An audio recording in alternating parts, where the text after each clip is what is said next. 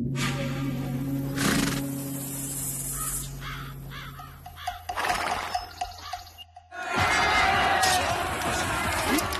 samouraïs, guerriers d'élite du Japon, maîtres dans l'art de manier le sabre, l'incarnation de l'honneur et de la loyauté. Ces formidables combattants étaient-ils uniquement de preux héros? Ils ont un autre visage, beaucoup plus sombre. Les manuels de guerre révèlent un univers violent, dominé par la cruauté et les intrigues.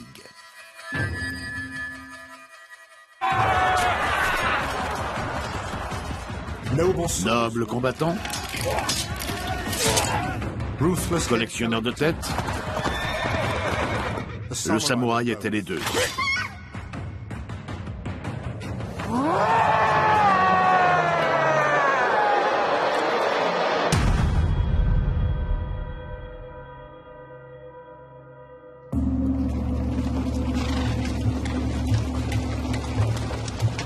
Au 8e siècle, la société japonaise voit émerger une nouvelle caste de guerriers. Les samouraïs sont des combattants de haut rang au service de nobles seigneurs. Leur statut est héréditaire. Seul un fils de samouraï peut le devenir à son tour.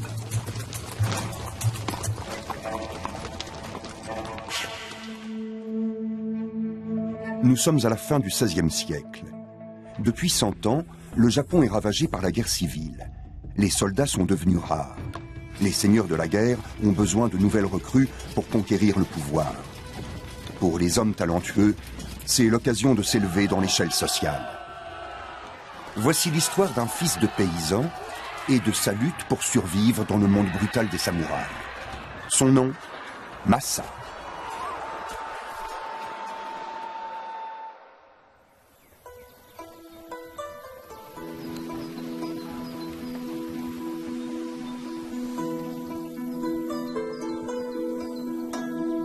La population japonaise est majoritairement composée de travailleurs agricoles vivant sous la coupe de propriétaires terriens. Un jeune paysan comme Masa a peu de chances d'épouser la fille du magistrat local. Mais Masa est amoureux et prêt à tout.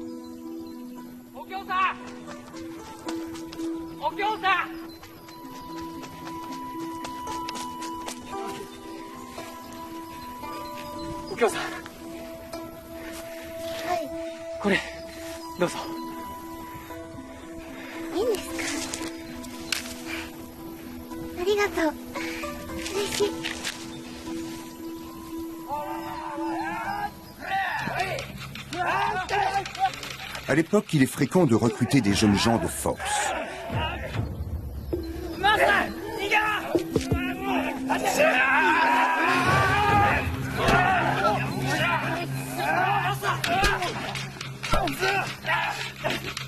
Masa et Tomozo, son meilleur ami, choisissent de s'enfuir.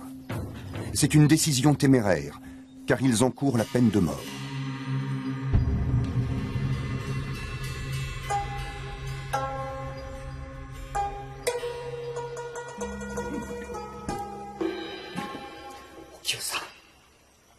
Okyo-san.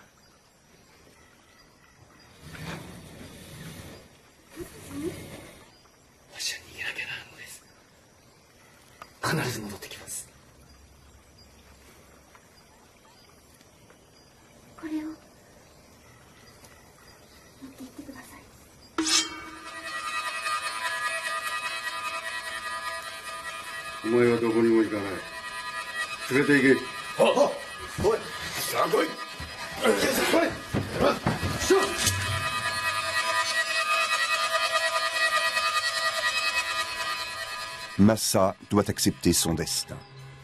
Commence alors pour lui et Tomozo une longue marche vers le front. Une fois de plus, la guerre menace. En 1584, le Japon est à la veille d'une confrontation décisive. Toyotomi Hideyoshi marche vers l'est et menace la province de Tokugawa Ieyasu. Des deux côtés, on lève de nouvelles troupes. La bataille promet d'être sanglante.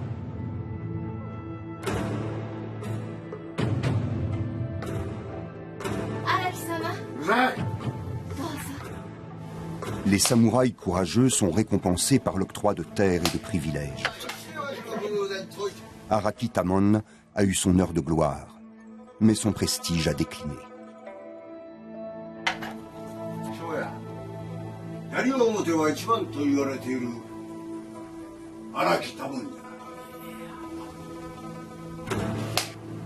Il y avait de grandes disparités de fortune entre les samouraïs.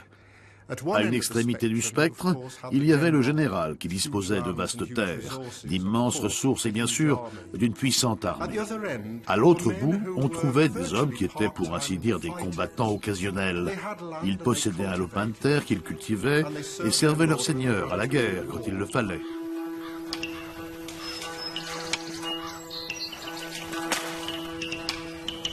Araki Tamon voit dans cette guerre sa dernière chance de redorer son blason et d'agrandir son domaine. Selon les besoins, les recrues servent comme valets, porteurs ou fantassins.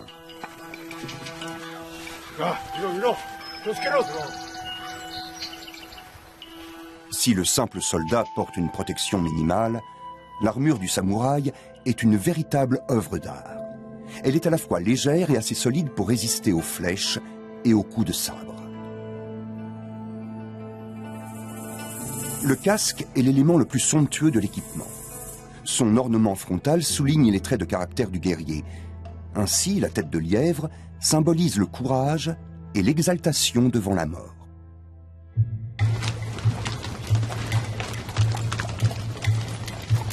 À côté des flèches et des arcs, des lances et des piques, on emploie aussi des mousquets, introduits au Japon par les marchands européens.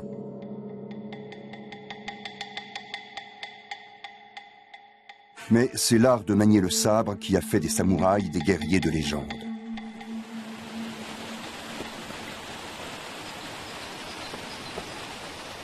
Les samouraïs fortunés s'offrent des instructeurs, les pauvres se forment par eux-mêmes.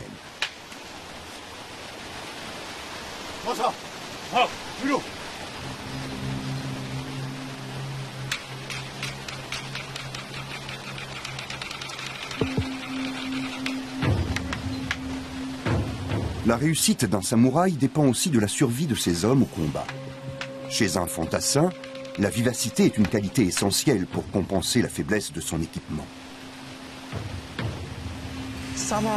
Une armure de samouraï était très coûteuse. Les fantassins étaient donc équipés d'une protection plus simple, comme celle-ci. Elle est composée de couches de papier et de toiles de coton collées ensemble et recouverte d'une laque pour rendre le tout étanche. Étonnamment, ça pouvait être aussi efficace que le métal. On essaie avec le tranchant d'un couteau. Cet attirail protège même de frappes de la pointe. Mais il ne résisterait pas à une lance. Aujourd'hui, on enseigne toujours l'art des samouraïs.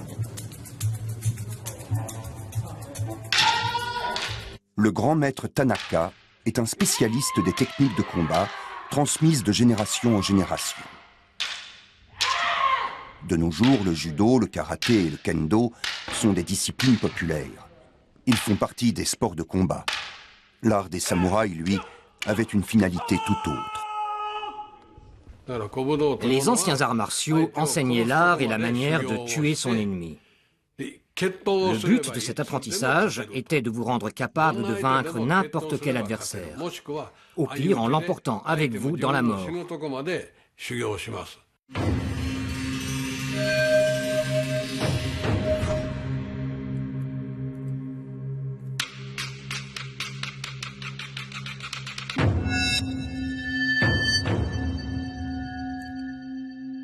Le katana, l'arme légendaire des samouraïs. Le secret de son tranchant est consigné dans cet extraordinaire rouleau.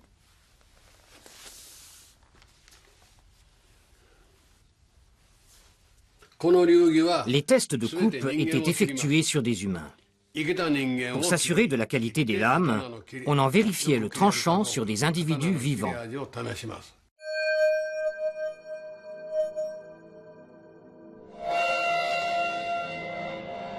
Les samouraïs payaient des bourreaux pour tester leurs lames sur des condamnés. Découper eux-mêmes les victimes aurait été indigne de leur rang.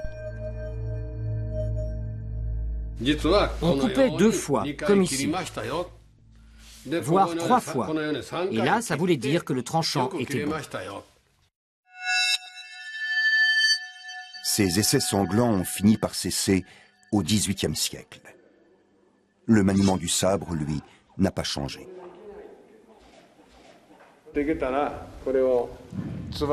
Quand les 2 sabres se croisent au niveau de la garde, j'appuie avec mon poing sur son poing. On rentre alors de cette façon. Comme ça, il ne peut pas me frapper.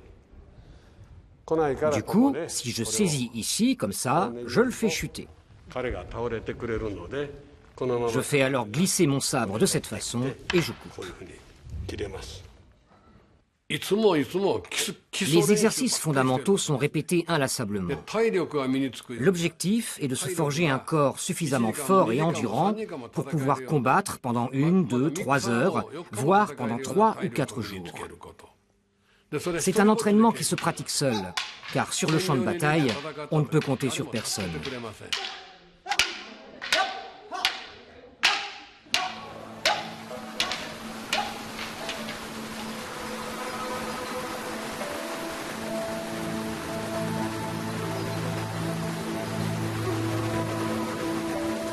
La bataille décisive approche.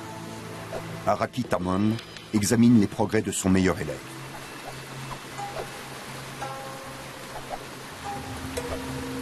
Masa est capable de se défendre contre des bandits. Mais affronter un samouraï, c'est une toute autre affaire.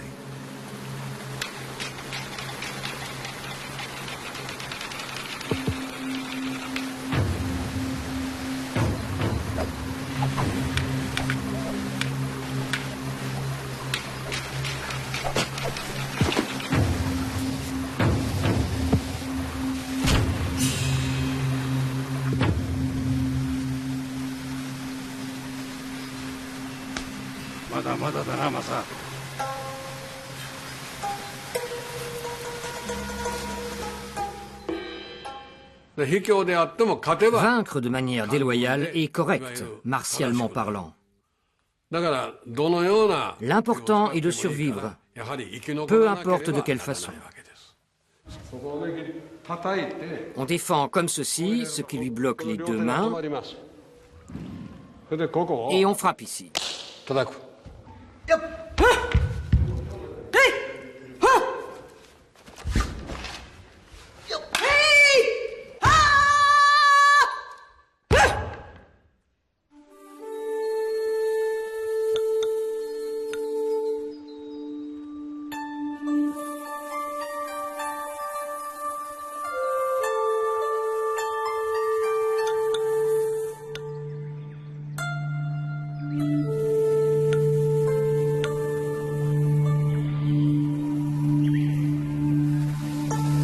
Masa et Tomozo ont marché 2 semaines durant. Ils sont à bout de force.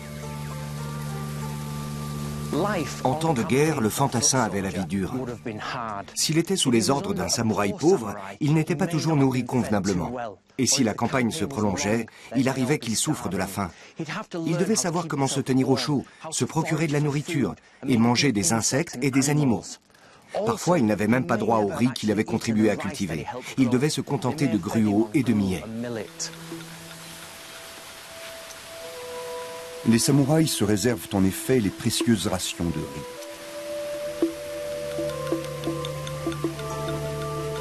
La troupe de Masa est arrivée à destination. 2 grandes armées se rassemblent près de Komaki et Gakuden. La bataille semble toute proche. Masa et Tomozo vont apprendre une nouvelle leçon dans l'art de la guerre. Ne jamais faire confiance à ses alliés.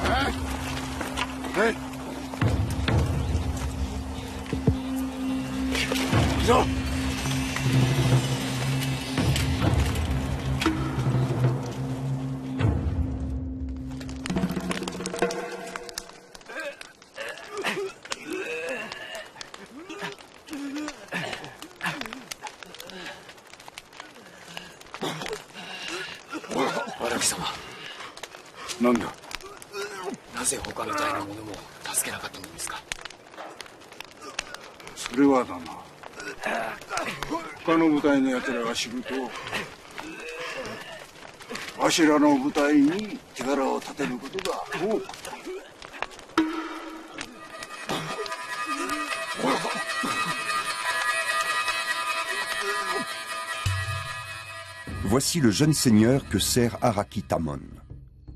Après plusieurs semaines de préparatifs, ses troupes sont en place.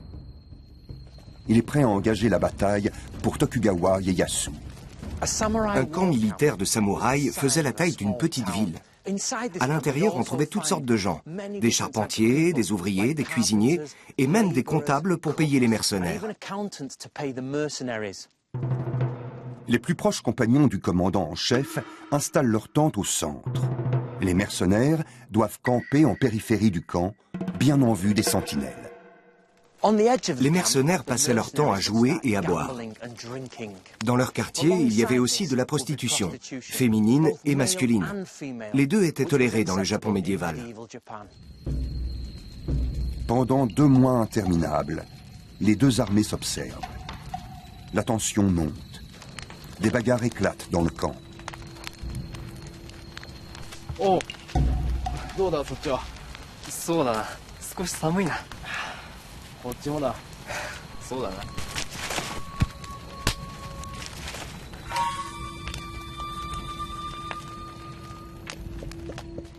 Dans un camp de samouraïs, le vol d'armes et d'équipements était chose courante.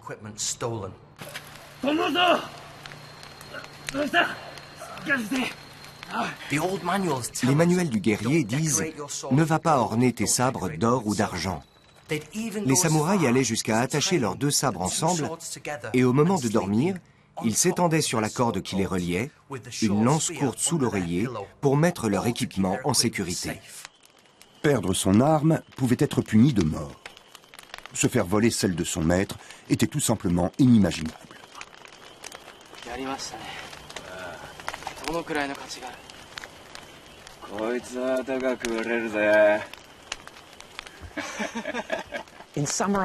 L'homosexualité était admise, quel que soit le rang, du simple soldat au puissant seigneur de guerre.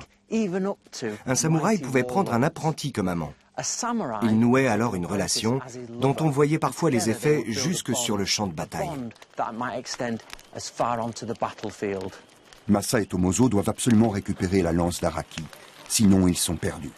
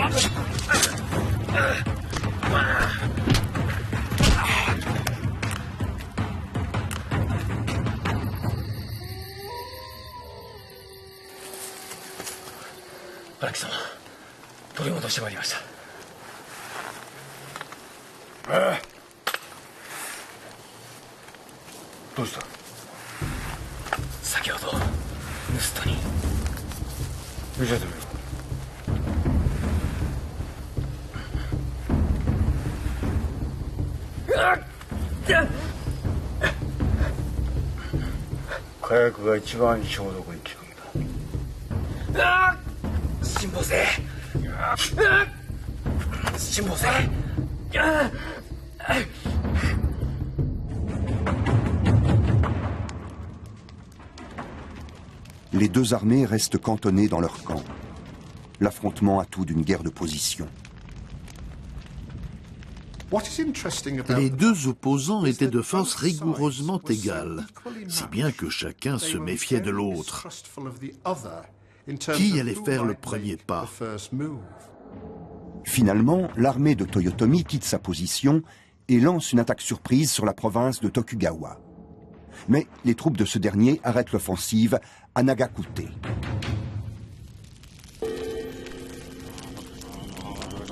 C'est la fin d'une longue attente. Masa et ses camarades s'apprêtent à se lancer dans la bataille. Pour Araki, l'alternative est simple.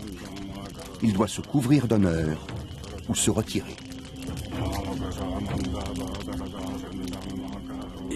Partir à la guerre, c'est côtoyer la mort. Et on ignore si on va revenir en vie. Pour rechercher l'aide des forces invisibles, c'est-à-dire des dieux, les guerriers se rendaient au temple. Là, on leur remettait des écrits sacrés, on brûlait ces écrits, on mélangeait les cendres à du saké et on buvait le tout. Ainsi, les dieux étaient en eux dans leur ventre et ils se sentaient plus forts.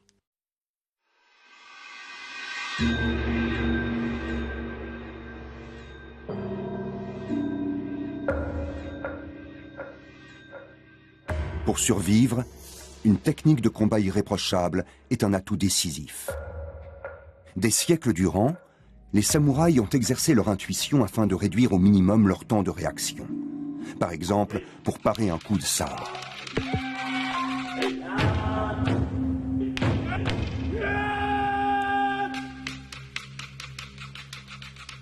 Au cours d'un combat, même si on pourfend un ennemi, il faut toujours garder à l'esprit qu'il peut en venir un autre par derrière. Il faut être prêt à réagir immédiatement.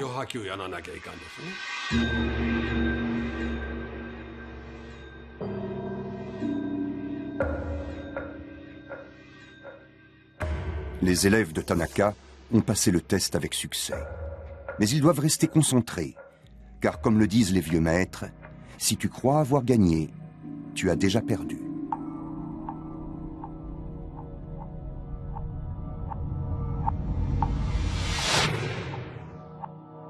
Dans le Japon médiéval, la moindre erreur, un geste mal ajusté ou exécuté à contretemps, signifiait la mort.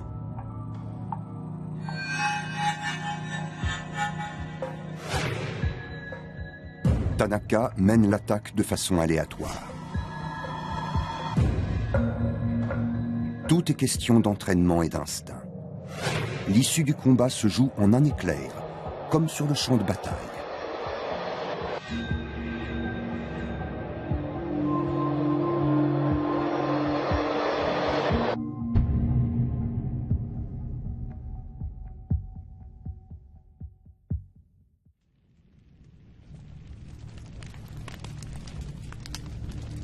Nous sommes à la veille de la bataille.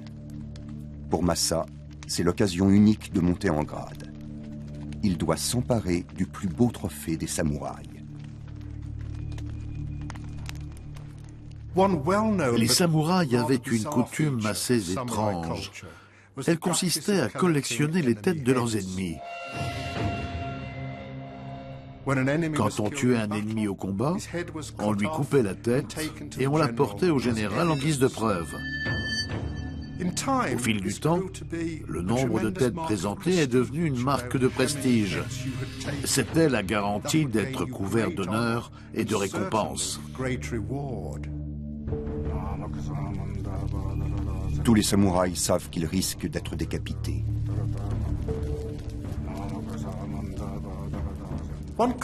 Avant une bataille, les samouraïs avaient l'habitude de brûler de l'encens et de laisser la fumée s'échapper dans leur casque pour le parfumer. On disait que leur tête serait ainsi un trophée plus prestigieux si elle était prise au combat.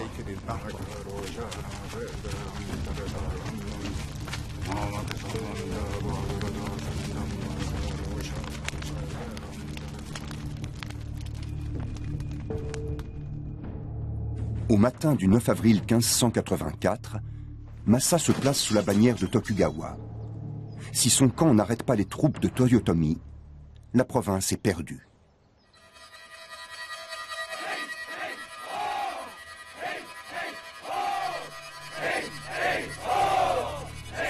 Mais Toyotomi a reçu des renforts. Il présente 20 000 attaquants contre les 10 000 défenseurs de Tokugawa.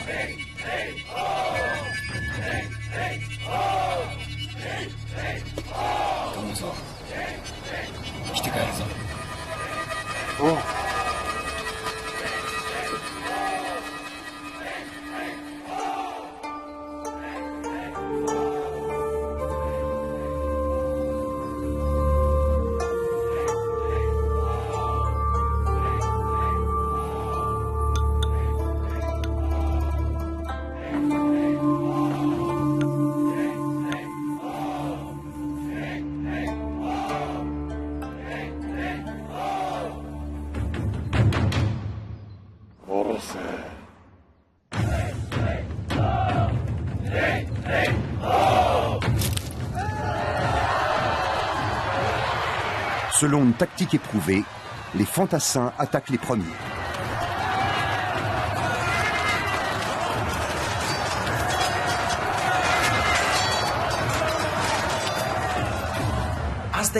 Ils s'élançaient au son des tambours et ils fonçaient sur l'ennemi avec leurs lances devant eux.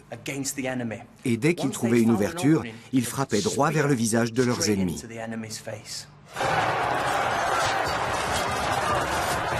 Dès cette époque, des armes d'un nouveau genre font leur apparition.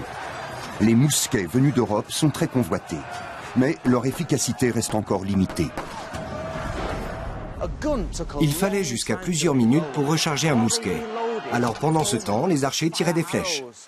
Et dès que les rangs ennemis s'éclaircissaient, les samouraïs se lançaient dans la bataille.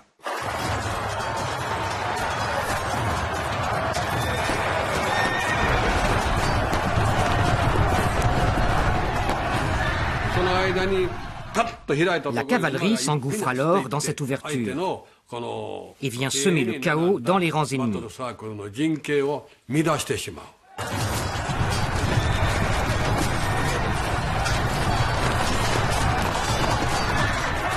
Lorsqu'un fantassin se trouvait face à face avec un samouraï à cheval, selon les manuels, il devait d'abord couper la tête du cheval. Et quand la bête chancelait, il tentait de s'attaquer au cavalier. Ou alors, il pouvait couper les rênes, ce qui déséquilibrait le cavalier. Ensuite, il coupait les pattes du cheval. Une fois la bête à terre, il ne restait plus qu'à achever le samouraï, à lui trancher la tête et à emporter son trophée.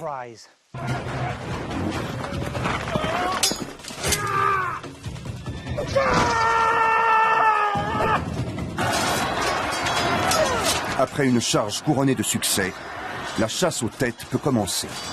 Samouraï contre samouraï. Quand l'ennemi est en garde et qu'il a une respiration irrégulière, qu'il respire avec les épaules, on sait qu'on a affaire à un piètre adversaire.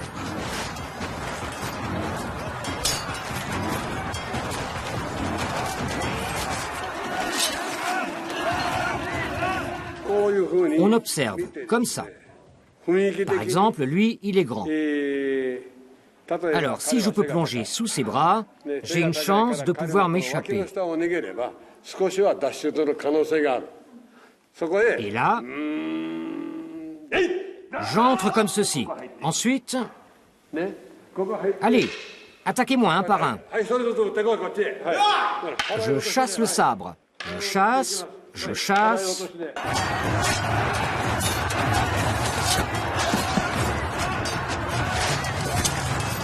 Déjà, les premières têtes roulent. Sur un champ de bataille, un grand nombre de guerriers s'affrontent. On ne sait pas qui combat qui, ni qui a pris quelle tête. Alors, beaucoup de têtes sont volées. On examine un cadavre et, oh, mais c'est un samouraï de renom. Et là, on peut espérer une récompense, de l'argent, et même, dans certains cas, s'élever dans les hiérarchies. Donc, quand la bataille faisait rage, les voleurs de têtes étaient fort nombreux.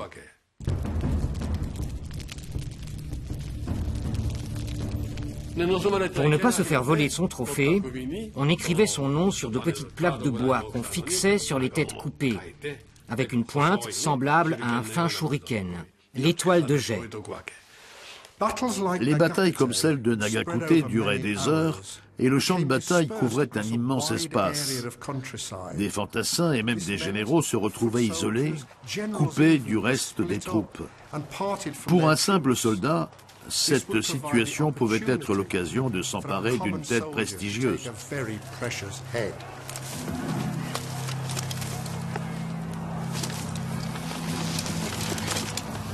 Massa se retrouve nez à nez avec un général ennemi. L'instant est décisif. À l'issue du combat, il sera couvert de gloire ou mort et décapité.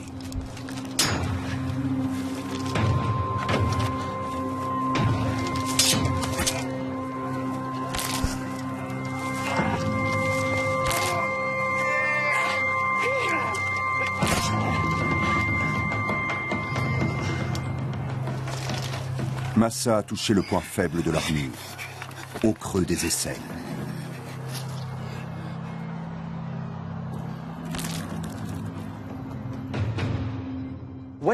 Une fois le samouraï vaincu, il fallait lui couper la tête. Les manuels nous disent que pour ce faire, il fallait l'attraper par le casque, percer le cou pour atteindre la trachée et la sectionner. Ensuite, on changeait de prise. On dégageait la nuque et on sciait le cou et la colonne vertébrale jusqu'à pouvoir s'emparer de son trophée.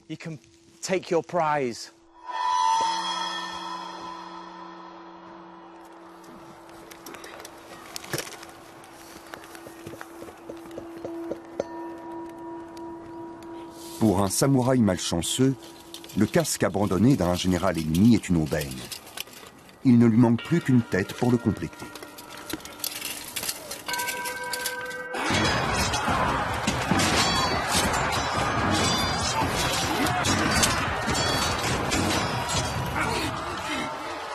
Selon la coutume, on fait le bilan au soir de la bataille. Combien de têtes ai-je prises? Puis-je me présenter en samouraï victorieux devant mon seigneur?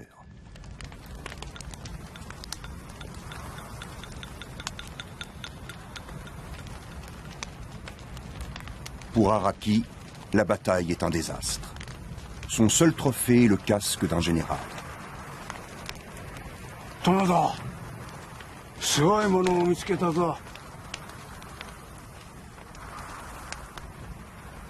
誰だか知ってるか？誰ですか？森田三左衛門。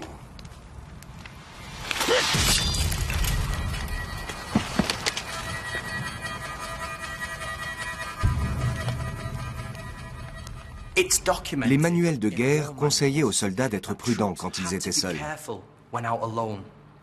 Des samouraïs sans scrupules tuaient leurs propres soldats pour s'emparer de leur tête. Ils devaient simplement s'assurer que le secret soit bien gardé.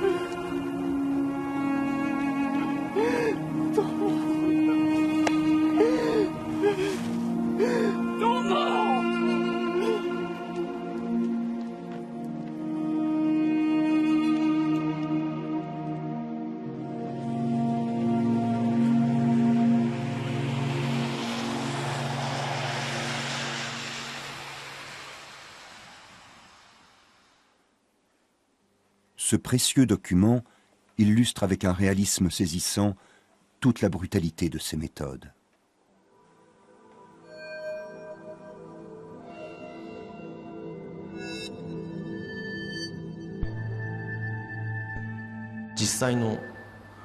Là, on voit la réalité. Quand on montre uniquement des scènes héroïques, on renforce la vision idéale, romanesque de l'histoire. On offre une vision déformée de ce qu'il s'est passé. Mais quand on représente aussi la réalité, alors on montre la vraie nature de l'homme. On y voit aussi comment se déroulait la présentation des têtes. Lorsqu'on rapporte les têtes de samouraïs de grande renommée, on se réunit pour les identifier sans risque d'erreur. Le général rassemble ses officiers et jusqu'à une vingtaine de samouraïs peuvent être appelés pour confirmer l'identité des malheureux vaincus.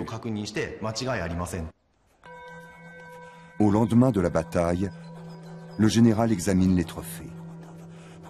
Il regarde discrètement par-dessus son éventail pour que les esprits des morts ne puissent pas le reconnaître.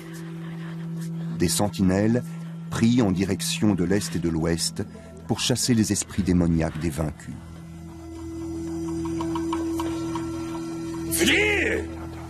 Oh!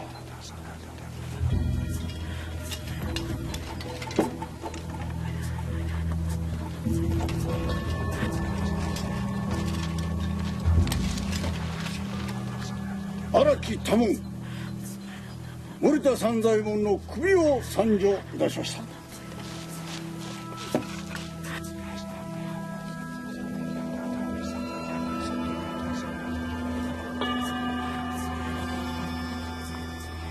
森田三左衛門。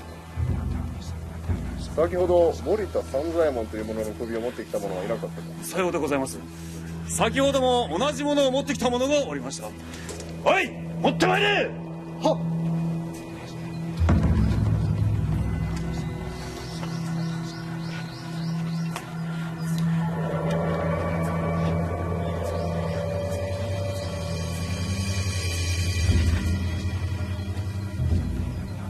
この首は誰が持ってまいった。は、足軽のマサというものでございます。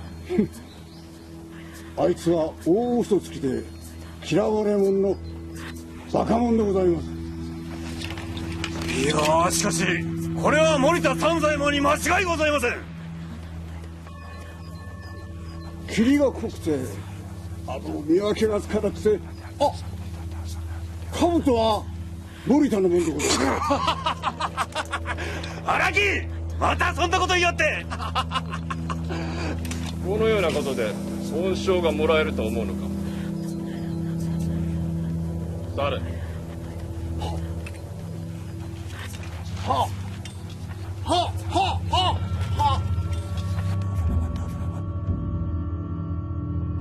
Chevaux, soie, argent. Les récompenses pouvaient donner des idées funestes aux samouraïs sans scrupules. Quand un samouraï avait plus de têtes qu'il ne pouvait emporter jusqu'au camp, il coupait des nez. Pourquoi? Parce qu'on voyait la lèvre supérieure, avec la moustache. Sans cette moustache, le nez pouvait être celui d'un enfant ou d'une femme. Ceci nous montre que des samouraïs et des fantassins tuaient des femmes et des enfants, et qu'ils volaient des têtes qu'ils n'avaient pas tranchées. Mais jouer selon les règles pouvait aussi s'avérer payant. Des documents historiques témoignent de nombreux cas de simples soldats promus samouraïs grâce à la capture de trophées de valeur. Le haut fait de Masa sur le champ de bataille lui a valu l'obtention de terres, le droit de lever des impôts et une armure de samouraï, preuve indubitable de sa nouvelle position sociale. Ce statut implique de nouvelles responsabilités. Masa doit écrire à la famille du général qui l'a tué et lui renvoyer sa tête. Les samouraïs pensaient qu'un mort ne pouvait aller au paradis si sa tête manquait lors des rites funéraires. Les jeunes samouraïs devaient connaître le code du guerrier. La plupart de ces règles de bonne conduite portaient sur les relations avec leurs supérieurs.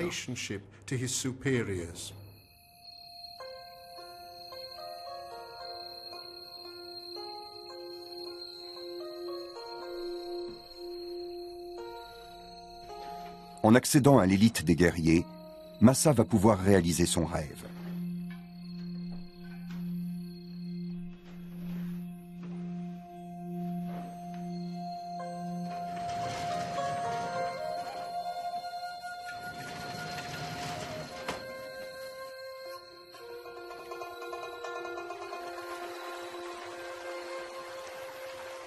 Masa-san? 戦で手柄を立てて侍になった。わしと夫婦になってくれ。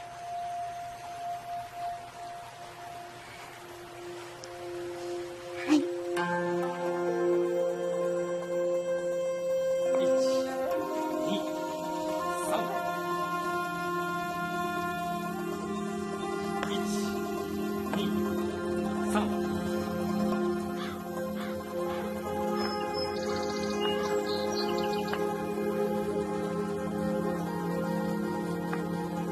La guerre pour la suprématie continue de faire rage. Masa ne demeure pas longtemps auprès de sa jeune épouse. Bientôt, il doit repartir en campagne. En tant que femme de samouraï, Okyo apprend à manier les armes pour défendre sa maison et sa ferme en l'absence de son mari.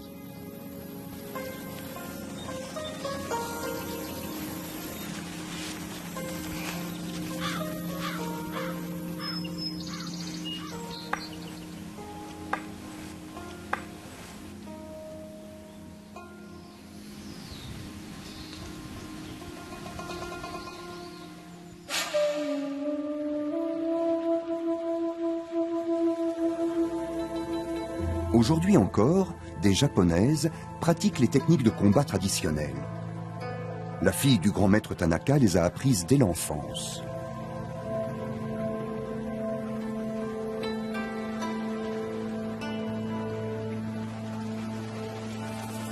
Elle teste son sabre sur du bambou, dont les Japonais disent qu'il est aussi dur que les os humains. On voit que la partie coupée n'est pas tout à fait rectiligne,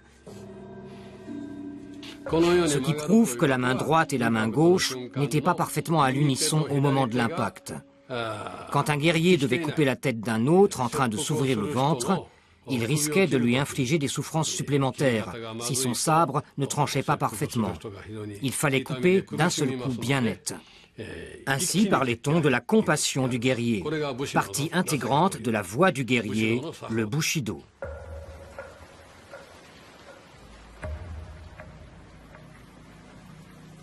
Le bambou n'est pas fixé sur son support.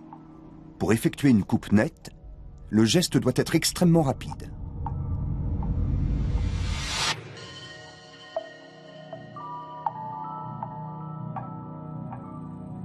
Parfait. Mais pour démontrer une véritable maîtrise, il faut enchaîner 2 coups sans temps d'arrêt.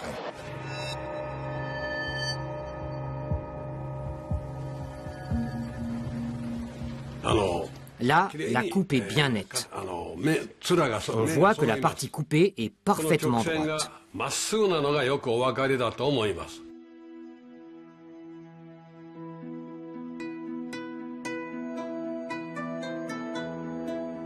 Masa est un jeune homme ambitieux, surtout depuis qu'il a épousé l'amour de sa vie. Comme de nombreux samouraïs, il souhaite fonder une dynastie et se réjouit de la naissance prochaine d'un héritier.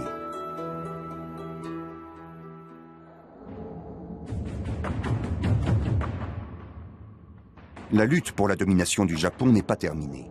Elle s'est simplement déplacée dans d'autres régions du pays.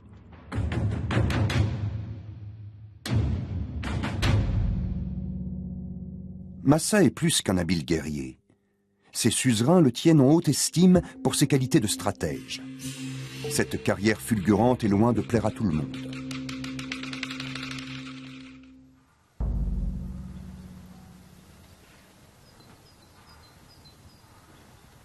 Masa, そなたの活躍、誠に見事であった。褒美を授ける。はっ。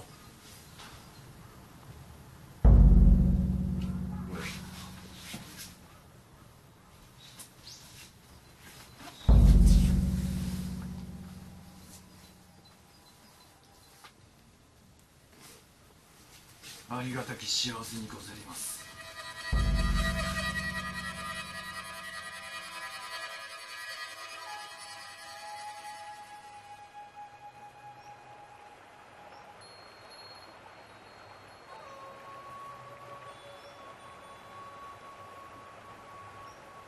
また戦に向かうこととなった。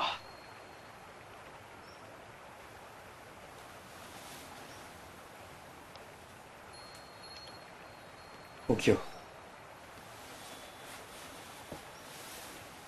わしがいない間、これをつけて思い出してくれ。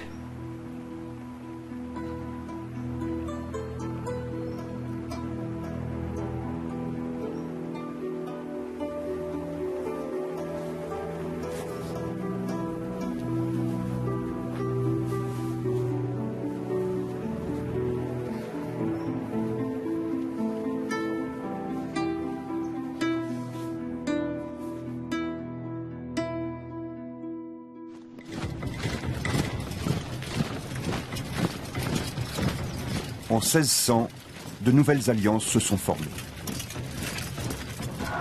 La bataille de Sekigahara va décider de l'avenir du pays.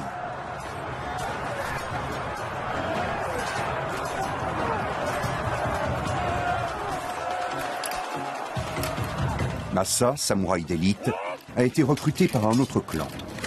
Comme leur chef, les simples samouraïs pouvaient aussi changer de bannière.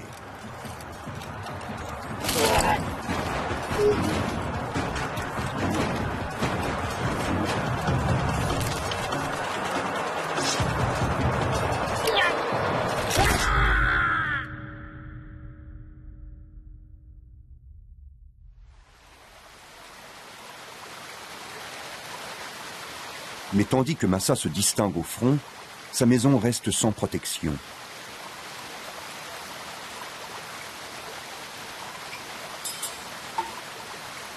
Masa revient couronné de succès à la cour de son suzerain. Il ne se doute pas un instant du piège que va lui tendre Araki.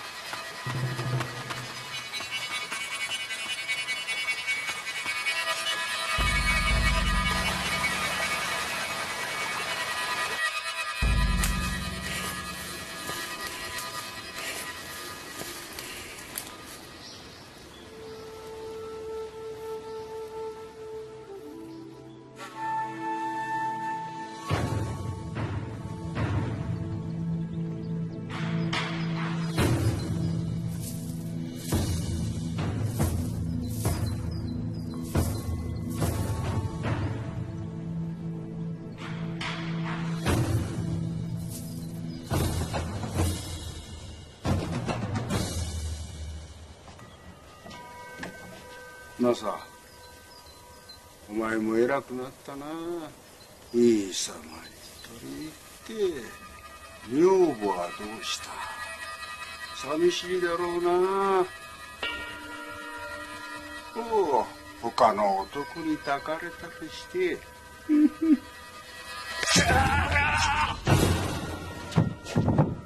En quelques secondes, Masa a tout perdu.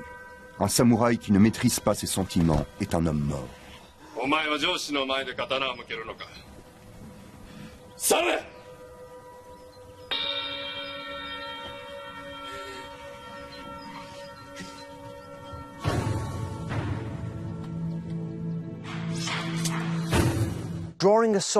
Dégainer son arme devant son suzerain était une faute très grave.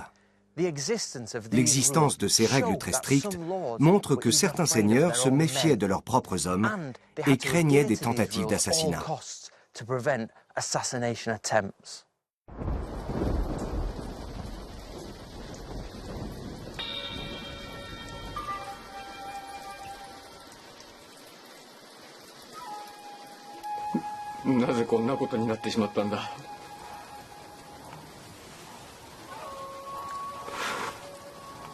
そなたと原の子を守るためには自ら切腹するしかない。すまぬ。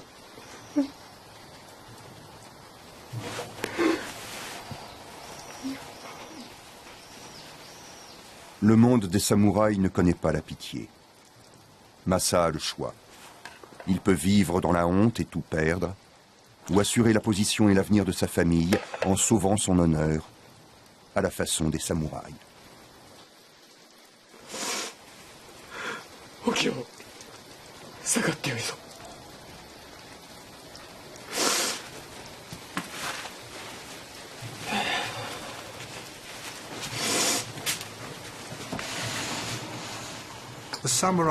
Pour le samouraï, le seppuku, ou suicide rituel, était considéré comme un honneur, car il n'était pas exécuté comme un vulgaire criminel.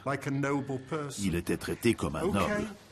Oui, il avait commis une faute, il avait failli à cette noblesse, mais le suicide lui offrait l'occasion de montrer à tous qu'il était un véritable samouraï.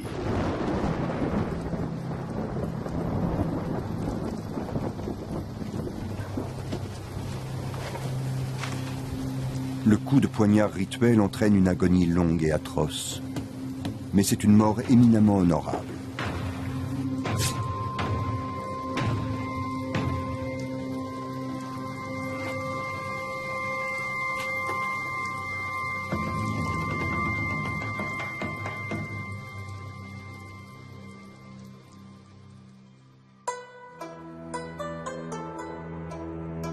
Après la victoire de Sekigahara, Tokugawa Ieyasu unifie le Japon et met fin au chapitre le plus sombre de l'histoire des samouraïs. Décapitation massive et guerre de clans sanglante appartiennent bientôt au passé. Les samouraïs se recentrent sur les idéaux d'honneur et de loyauté. Mais ils règlent toujours leur compte selon l'ancienne coutume.